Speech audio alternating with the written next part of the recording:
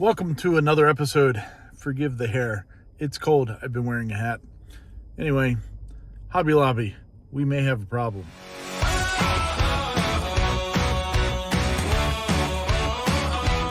So yes, we're here obviously at Hobby Lobby.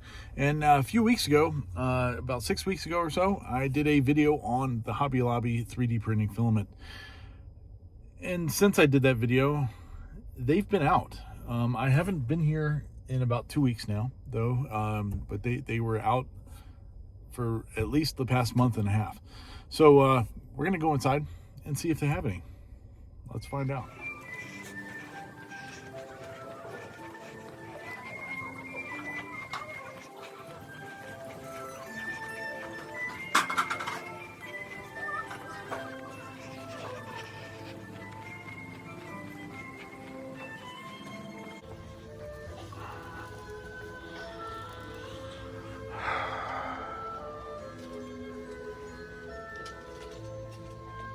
Well, it's like a day later and I'm a couple hours away from my house doing a Christmas lighting job.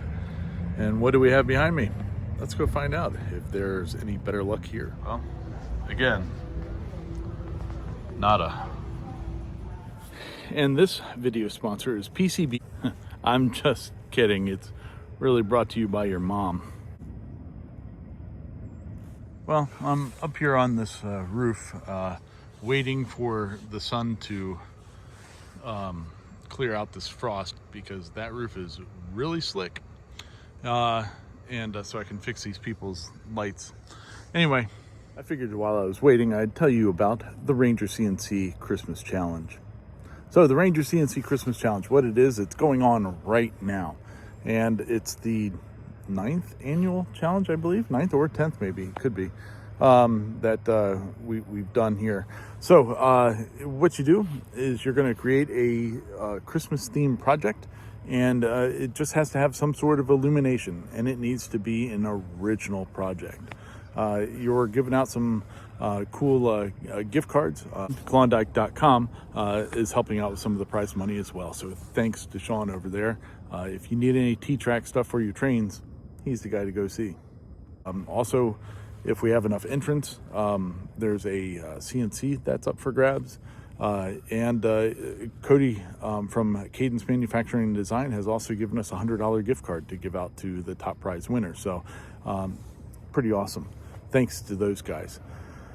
Yeah, the basic rules of the Ranger CNC Christmas Challenge are it has to be an original design. You can't just go to some repository and pick a, I don't know, a gingerbread house or a Christmas tree or something like that and print it out on your 3D printer and call that good.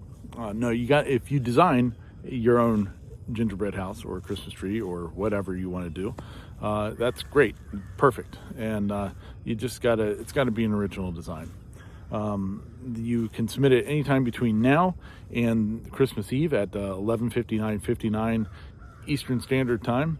And get it in there. The full list of rules are on ourballarddesigns.com.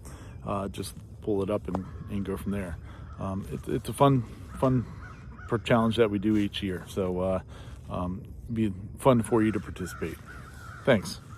Let's get back to talking about Hobby Lobby. So it seems like all the Hobby Lobbies are pretty much out of filament. And whenever they do get a little bit, it sells out right away. I think that in the world of 3D printing, we've really been conditioned to order our stuff online and through Amazon or through one of the filament manufacturers and wait for it to show up. And when there's an opportunity for you to get it locally, such as a Hobby Lobby, not everybody has a micro center near them.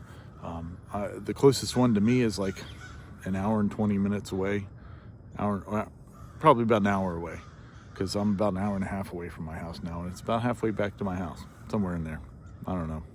It's too far away to just go and grab some filament when you need it. You have to order it. Man, these birds are calling a lot. Yeah, call your mom. Stupid birds. Anyway. So they're constantly out of filament there at Hobby Lobby, and it doesn't seem like that's going to change anytime soon. But it got me asking the question, and we can talk about this in the comment section as well, is it time for more standalone 3D printing stores to emerge? I think it's really convenient to be able to go, you know, if you run out of filament in the middle of an afternoon, that you can run into town and grab some, even if it does cost $1 or $2 more. I think the rise of 3D printing stores are going to start coming. There are some out there already, not around here, but I have seen, you know, videos of people that have opened up 3D printing stores. But I think it's going to have to be done very smartly. If I were to open up a 3D printing store, one is I would probably have a maximum of 1,000 square feet. I would want a very small store, and probably half of that would be storage, you know, for stock and stuff like that. But mainly focusing on the filament itself. I'd get a bunch of the big manufacturers' filaments. So, you know, I'd have the Bamboo Lab, I'd have the Elegoo, I'd have the Sunlu, I'd have the Polymaker, and then I would also have some stuff that I would bring in from China, the low-end, low-cost stuff that, you know, people just grab. And just that your price points are pretty well covered. And then I would probably, in that store, I would house some 3D printers, not very many. You know, I probably would want to sell the Bamboos, obviously, probably the Elegoos, and maybe even Prusa, if you could get a deal done with them. You know, keeping it pretty small, but mainly focusing on the filament itself. I think it's also stock-wise, you're able to stock a lot more filament than you would 3D printers. So I don't know, let me know what you think in the comments. Maybe they'll get it figured out over there at Hobby Lobby, maybe they won't, but I enjoyed their filament, and I keep wanting to try some other of the colors that they've had, but it's just not there. So I've gone back to ordering off of Amazon and waiting for filament to show up. So until then, will Hobby Lobby get it figured out and get enough stock in?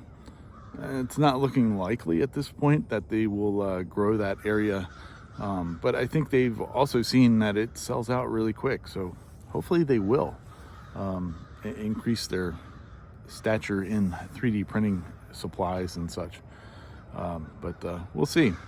Until then, like this style of video and all that good stuff, you know, hit a like, hit a subscribe, hit that little hype button, because that definitely is supposed to be helping small creators like me out. And it makes it so that I don't have to do a video on a rooftop.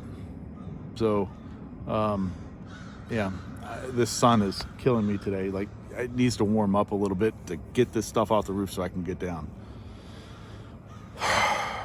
Anyway, I hate icicle lights.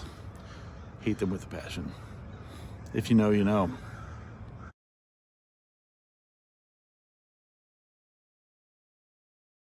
Look at all those stupid crows. There's hundreds of them over there. They all just keep flying around from tree to tree, calling. They're ridiculous.